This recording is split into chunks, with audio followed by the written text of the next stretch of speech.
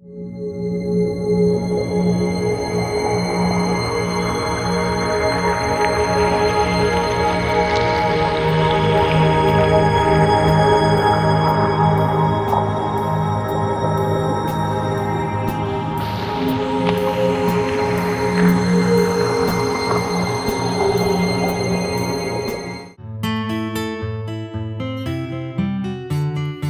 pesquería do Tambre atópase no interior do concello de Noia, na marxe do río Tambre, que lle dá o seu nome. Trátase dun complexo hoteleiro de 5 casas que conformaban o poboado dunha antiga central eléctrica. A pesquería do Tambre conta con 16 habitacións dobres, completamente independentes, que proporcionan intimidade e tranquilidade. Todas elas amplas, modernas e con grandes fiestras para contemplar o impoñente entorno. O edificio central que acolle a recepción atópase a carón do embalse. Conta con 2 salóns comúns moi acolledores que convidan á lectura e ao repouso. Neste edificio está tamén o comedor para 30 persoas, que está aberto non só para os hóspedes, senón tamén para calquera visitante. A pesquería do Tambre é o lugar idóneo para os amantes da natureza, que poderán desfrutar do sendeirismo, da paisaxe dos montes que rodean este hotel e, como non, do benestar e sosego que proporciona este espazo.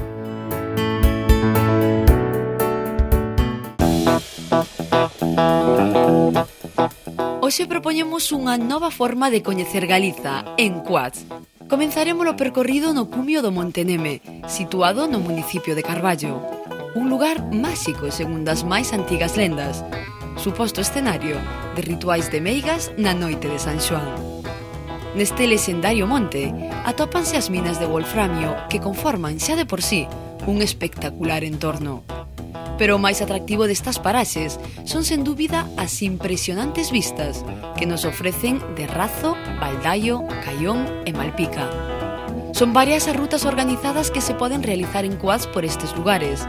En todas elas, contaremos co privilexio de poder explorar dende dentro, por antigos camiños cheos de historia e riqueza natural.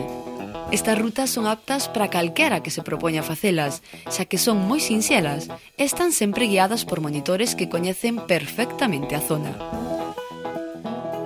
O percorrido permite bordear a costa, mentras disfrutamos da vista de pequenas calas, ao mesmo tempo que nos beneficiamos do contacto coa natureza.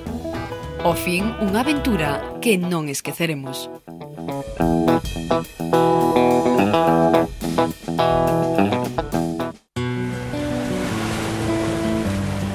Escoita. Lusco-fusco. Que ves? E Ribeira? Que ves? E se che digo Badalada? Carballeira?